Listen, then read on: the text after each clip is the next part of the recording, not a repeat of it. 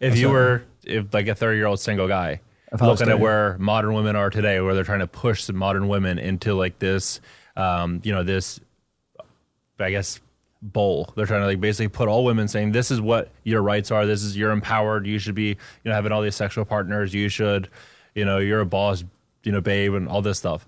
If you were a 30-year-old guy, would you say, you know what? Yeah, I'm gonna dive into that. I work really hard, making 10K a month.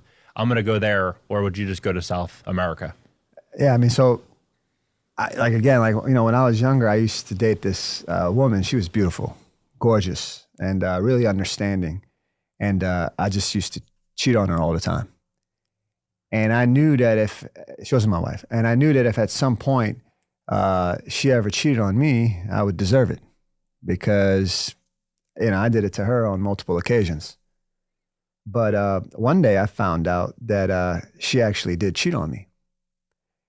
And it was at that point that I realized she was a big and I never spoke to that again. And that's when I actually came up with Alpha King rule number 87, which is if she cheats on you once, she'll cheat on you again.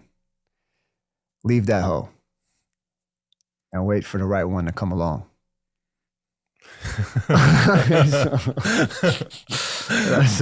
Definitely number 87. yeah, I didn't want to get X-rated on here, I knew Nemo was a little bit rowdy before he got married, I don't, my youth was not the same as now. Now I'm married, I'm like completely like tranquilized. Yeah, yeah. But for about 10 years, man, I worked with fashion models in New York City. And I learned a lot about women. And actually, I got into private equity from a guy I met in a nightclub in New York. He took me in. It was something, I'm not sure if you're familiar with the asset class of secondaries. It's a very specialized part of private equity where you have funds. Yeah. So you have, like, for example, a real estate fund, a timber fund. Let's say you have Timber Fund 1, Timber Fund 2, Timber Fund 3, and you have LPs and a GP, general partner. Limited partner, yeah. Basically, this is just fancy talk for a group of people come together. They put money in the piggy bank. All the people who put the money in the piggy bank are called limited partners. And the guy who manages the piggy bank is the general GP. partner. Yeah. All right.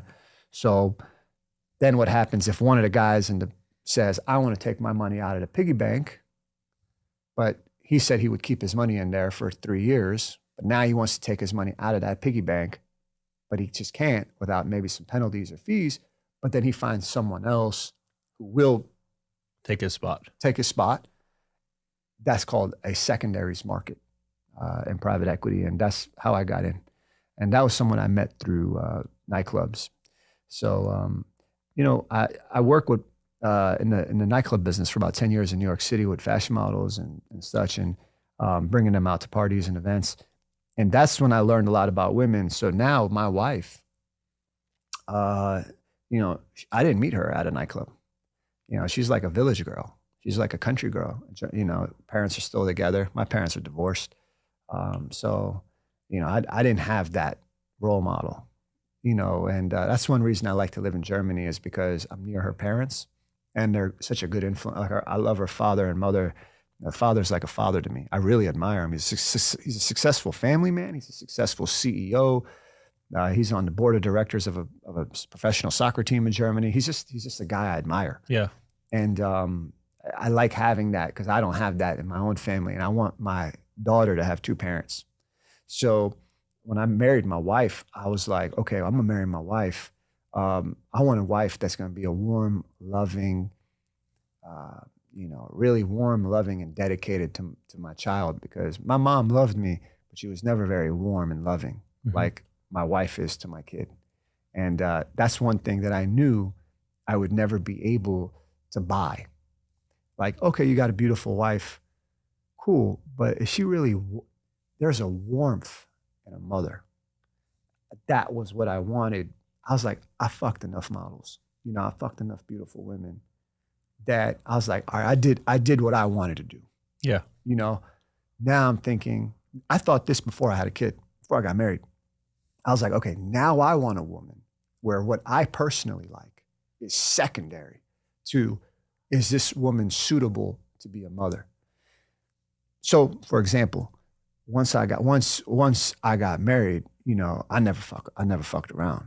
You know, like once you put the ring on, that's when I stopped fucking around.